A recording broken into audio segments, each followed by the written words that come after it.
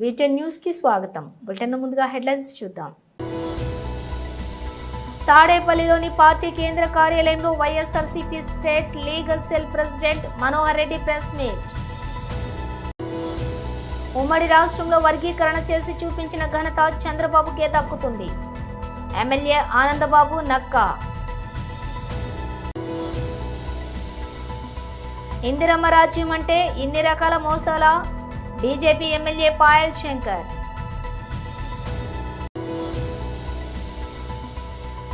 BRS రజతోత్సవ సన్నాహక సమావేశం.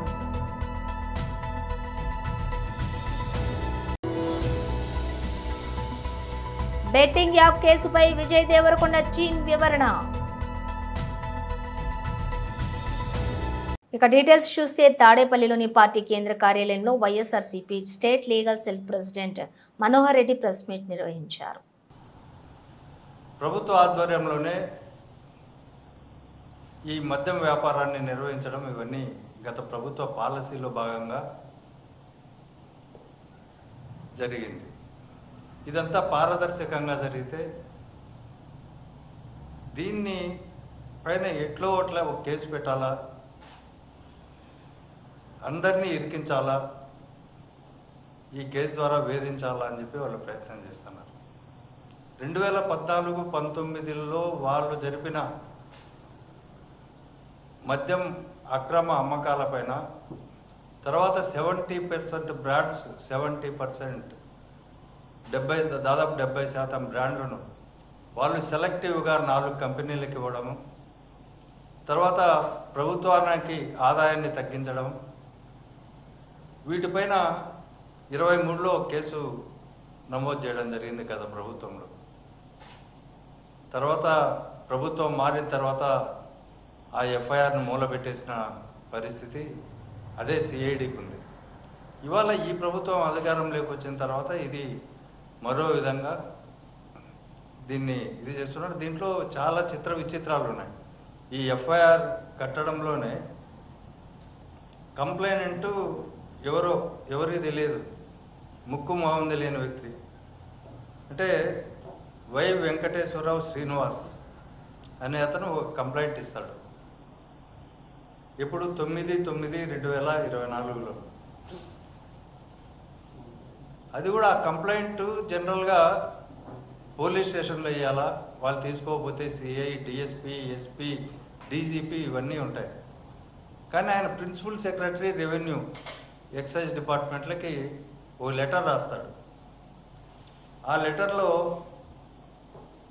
దీంట్లో ఢిల్లీ మద్యం స్కామ్ కంటే ఎక్కువ పెద్ద కుంభకోణం జరిగినట్టు ఆ రిజిస్టర్ పోస్ట్ ద్వారా ఓ లెటర్ పెడితే, ఇనానిమస్ లెటర్.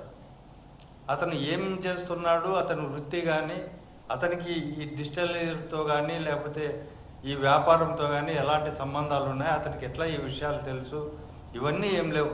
ఆయన అడ్రస్ ఒకటి కింద ఉంటుంది. ఆయన రిజిస్టర్ పోస్ట్లో ఇనానిమస్గా ఓ లెటర్ రాస్తాడు.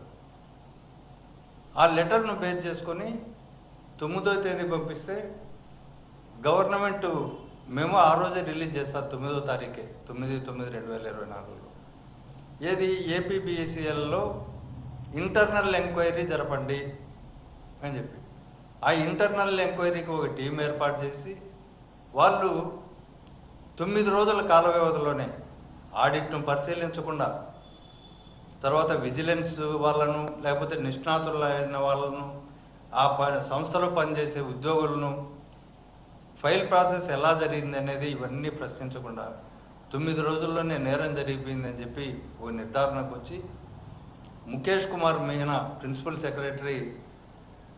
ఉమ్మడి రాష్ట్రంలో వర్గీకరణ చేసి చూపించిన ఘనత చంద్రబాబుకే దక్కుతుంది. ఎమ్మెల్యే ఆనందబాబు నక్కా.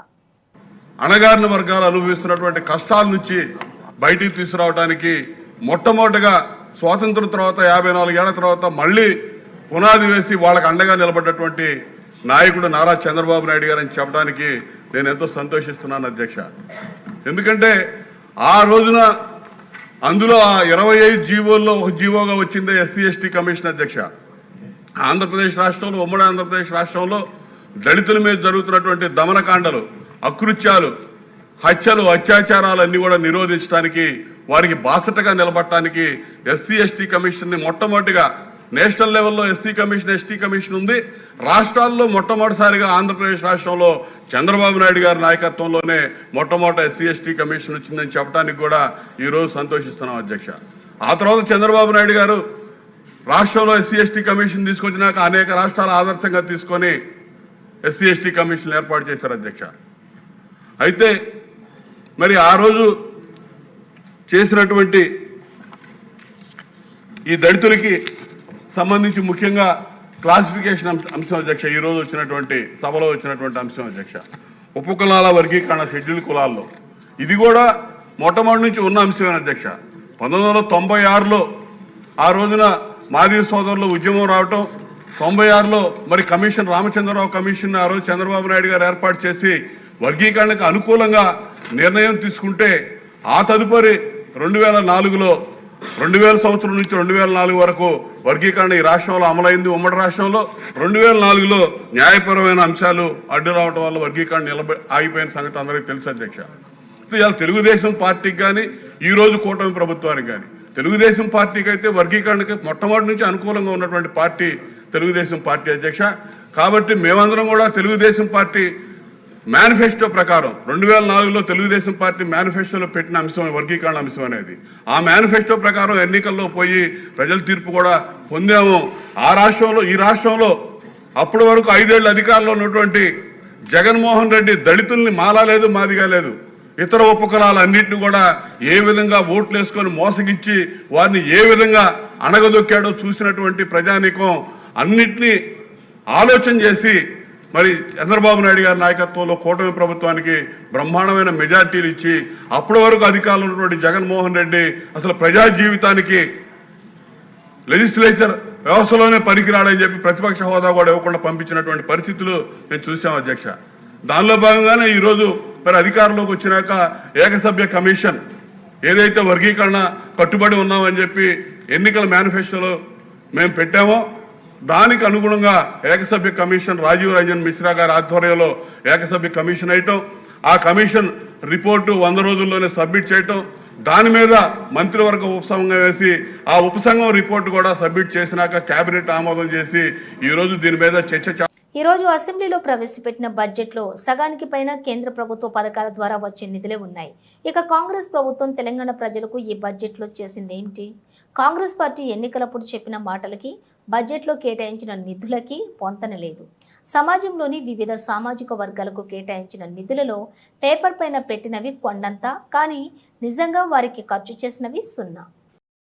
ఇందిరమ్మ రాజ్యం అంటే ఇన్ని రకాలుగా మోసం చేస్తారో నేను ప్రజలకు తెలిసి ఉంటే కాంగ్రెస్ పార్టీ నాయకులు ఎన్నికలప్పుడు మాట్లాడినటువంటి మాటలకు బడ్జెట్లో వాళ్ళు పెట్టినటువంటి అంకెలకు ఎక్కడ కూడా పొంతన లేదు. ఏ ఒక్క వర్గాన్ని కూడా ఈరోజు కాంగ్రెస్ పార్టీ సంతృప్తి పరిచే విధంగా కానీ వాళ్ళు పెట్టినటువంటి అంకెల్ని చూస్తే ప్రజలకు మంచి జరుగుతుందని ఎక్కడా కూడా లేదు. ఉన్నటువంటి పెన్షన్లకు రూపాయి పెంచే పరిస్థితి లేదు, కొత్త పెన్షన్లు ఇచ్చేటటువంటి పరిస్థితి లేదు. ఈ రోజు భట్టి గారు చదివినటువంటి ఆ యొక్క ఉపన్యాసంలో సగమైతే కేంద్ర ప్రభుత్వం నిధులతో నడుస్తున్నటువంటి పథకాల గురించి చదివింది. అది అమృత్ పథకం కావచ్చు, అది అమృత్ పథకంలో కడుతున్నటువంటి ఓహెచ్ఎస్ఆర్లు కావచ్చు, మిగతా అనేక పథకాలు ఈరోజు కేంద్ర ప్రభుత్వ నిధుల భాగస్వామ్యంతో నడుస్తున్నటువంటి పథకాలని భట్టి గారు శాసనసభలో చదివింది. కాంగ్రెస్ పార్టీ మంత్రులు నాయకుల ప్రసంగాలు చూస్తే అనిపించింది ఎక్కడ బీసీలను ఉద్ధరిస్తారో, అసలు బీసీలని ఆదుకోవడానికే వీళ్ళు పుట్టిందా అనిపించింది. నిన్న లేక మొన్న శాసనసభలో చర్చ జరిగింది. ఈ రోజు బీసీలకు ఎట్లా మొండి చేయి చూపాలనో వాళ్ళు పెట్టినటువంటి పద్ధతులతోనే అర్థమైపోయింది. 20,000 కోట్ల రూపాయలు బీసీ సప్లాన్ నిధుల కింద ప్రతి సంవత్సరం కేటాయిస్తామని కేటాయించారు. గత సంవత్సరం పద్దుని ప్రతిపాదించి నయా పైసా కూడా ఖర్చు చేయలేదు. ఈ సంవత్సరం అయితే ఆ పద్దే లేదు, ప్రత్యేకంగా బీసీ సప్లాన్ అన్న పదమే లేదు.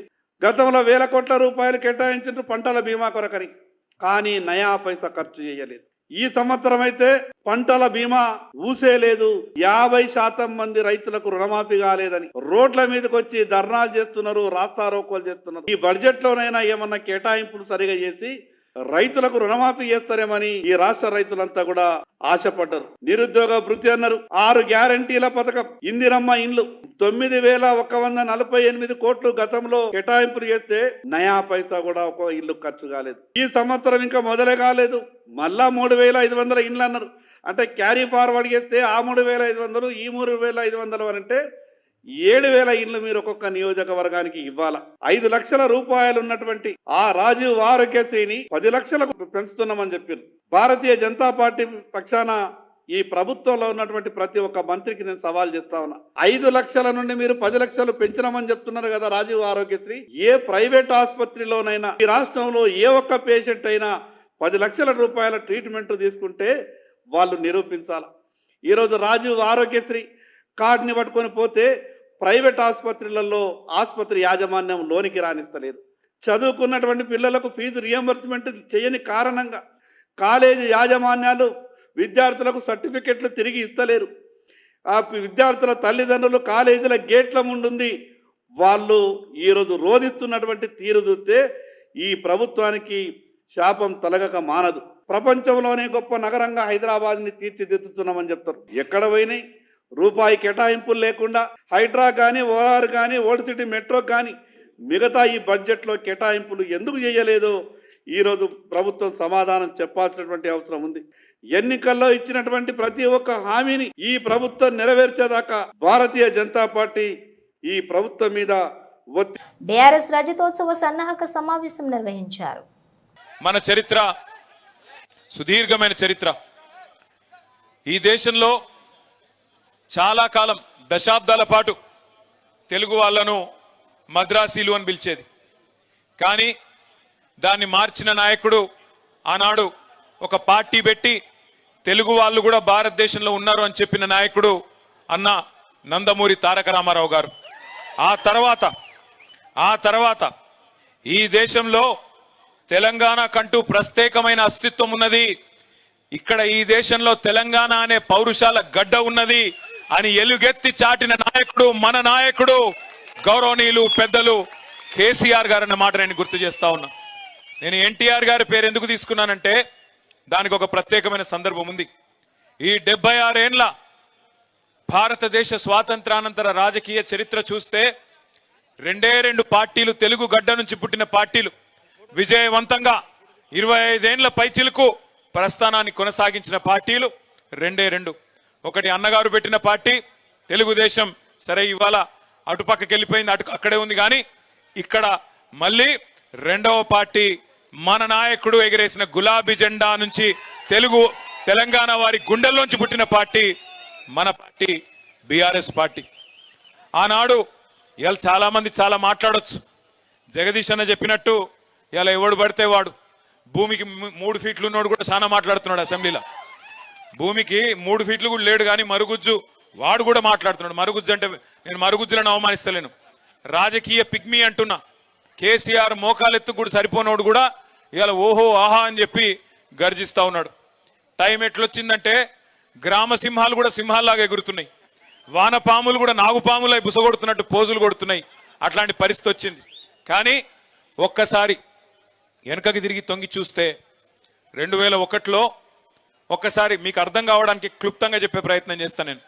ఈరోజు ఇంతమందిమి, ఇంత పెద్ద బలగం సూర్యాపేటలో ఒక మీటింగ్, ఒక కార్యకర్తల సమావేశానికి వస్తే 4.5 కిలోమీటర్ల ర్యాలీ, ఎక్కడికక్కడ ప్రజలు బారులు తీరి ఏదో ఎలక్షన్లలో రోడ్ షో అయినట్టు ఎక్కడికక్కడ చేతులు ఊపుతూ ఇట్లా చూపెడుతూ అన్నా మళ్ళా మీరే వస్తారు, తప్పకుండా మళ్ళీ మీరే గెలవాలని చెప్పి ఆశీర్వదించే పరిస్థితి 15 నెలలు తిరగకుండానే వచ్చింది.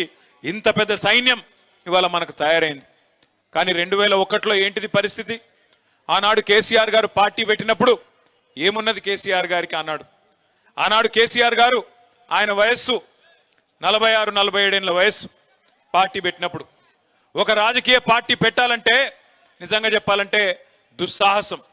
అప్పటికే 100 సంవత్సరాల చరిత్ర కలిగిన కాంగ్రెస్ పార్టీ ఒకవైపు, మరొక వైపు భారతదేశాన్ని ఆనాడు నడుపుతున్నది ఎన్డీఏ ప్రభుత్వం, భారతీయ జనతా పార్టీ ప్రభుత్వం. వాళ్ళు ఒకవైపు ఉన్నారు, బీజేపీ పార్టీ ఒకవైపు. మూడో వైపు అదే ఎన్డీఏకు కన్వీనర్గా ఉంటూ ఉమ్మడి ఆంధ్రప్రదేశ్కు ముఖ్యమంత్రిగా ఉంటూ ఢిల్లీలో చక్రం తిప్పుతూ మొత్తం భవిష్యత్తు నాదే, 2020 విజన్ అంటూ ఆనాడు 20 ఏళ్లు నాదే. యూట్యూబర్లకే కాదు సినీ తారలకు కూడా బెట్టింగ్ యాప్ల వ్యవహారం మెడకు చుట్టుకుంటోంది. విజయ్ దేవరకొండ, రానా, ప్రకాష్ రాజ్, మంచులక్ష్మి, నిధి అగర్వాల్, ప్రణీత తదితరులపై కేసు నమోదైనట్లు తెలుస్తోంది. ఈ నేపథ్యంలోని హీరో విజయ్ దేవరకొండ టీం వివరణ ఇచ్చింది. చట్టబద్ధమైన అనుమతులు ఉన్న గేమ్స్కే విజయ్ దేవరకొండ ప్రచారం చేశారని టీం స్పష్టం చేసింది. అది కూడా స్కిల్ బెస్ట్ గేమ్స్కే విజయ్ ప్రకటన చేశారని పేర్కొంది. అనుమతి ఉన్న A23 అనే సంస్థ తరపున విజయ్ దేవరకొండ పనిచేశారని వివరించింది. రంకీ స్కిల్ బెస్ట్ గేమ్ అని సుప్రీంకోర్టు పలుమార్లు చెప్పిందని వెల్లడించింది.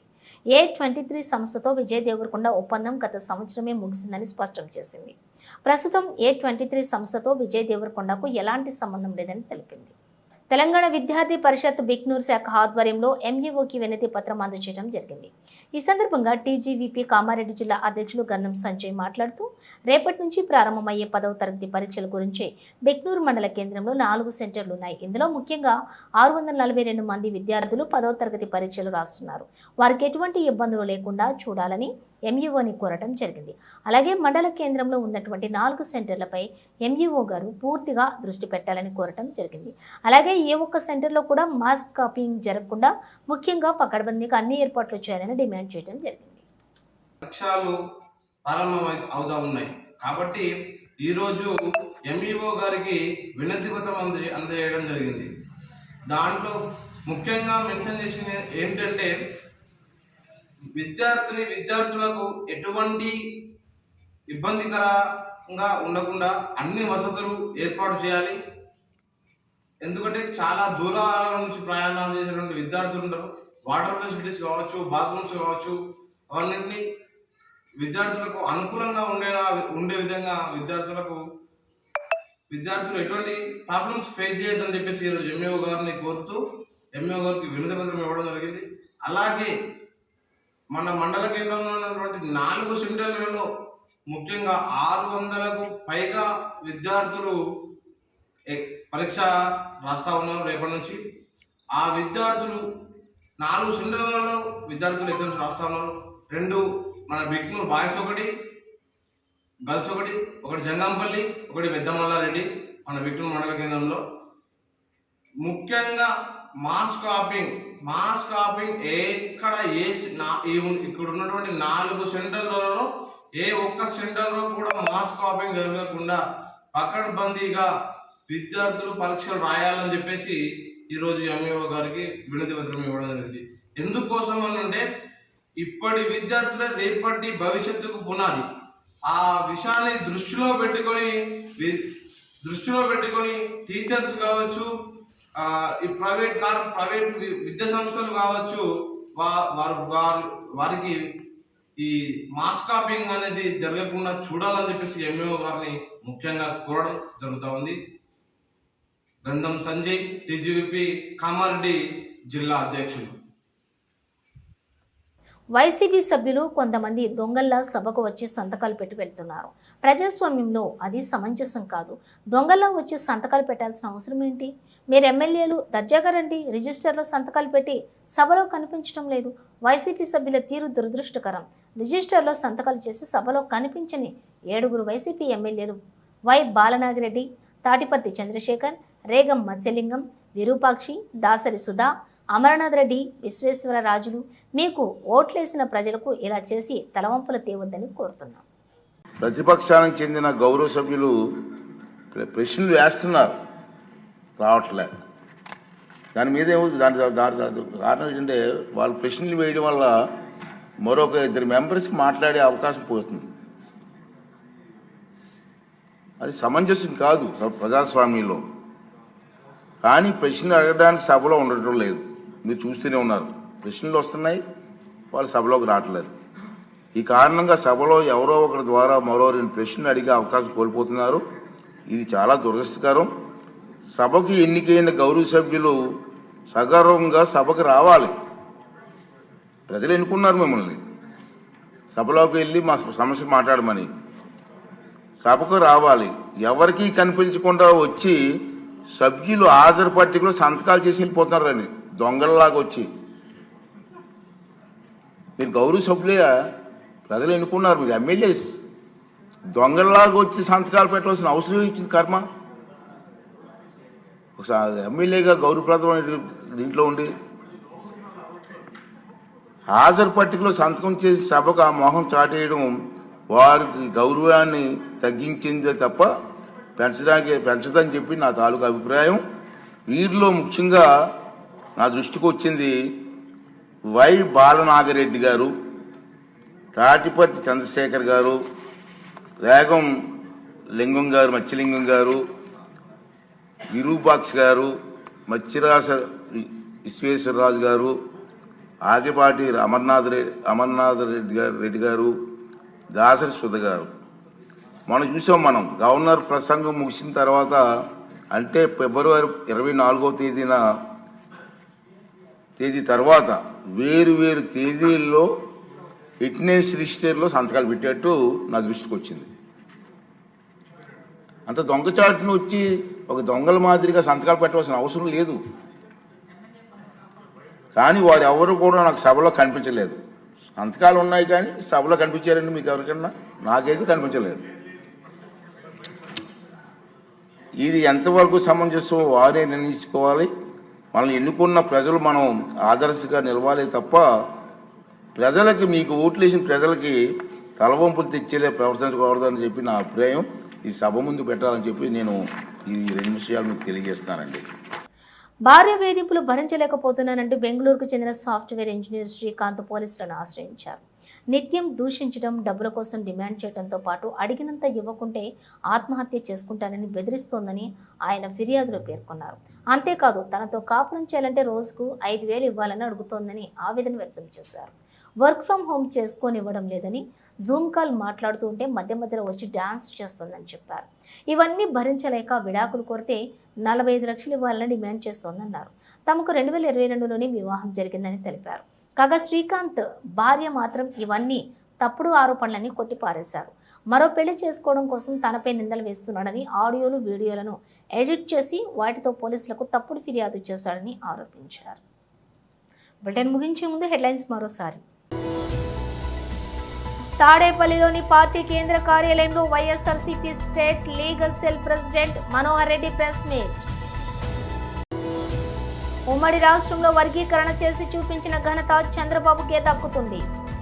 ఎమ్మెల్యే ఆనందబాబు నక్కా. ఇందిరమ్మ రాజ్యం అంటే ఇన్ని రకాల మోసాల? BJP MLA Payal Shankar.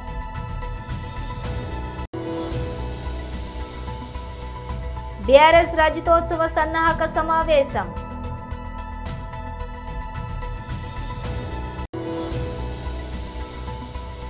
Betting app కేసుపై విజయ్ దేవరకొండ టీం వివరణ. ఇవి బులెటిన్ విశేషాలు. మరో బులెటిన్తో మళ్ళీ కలుద్దాం.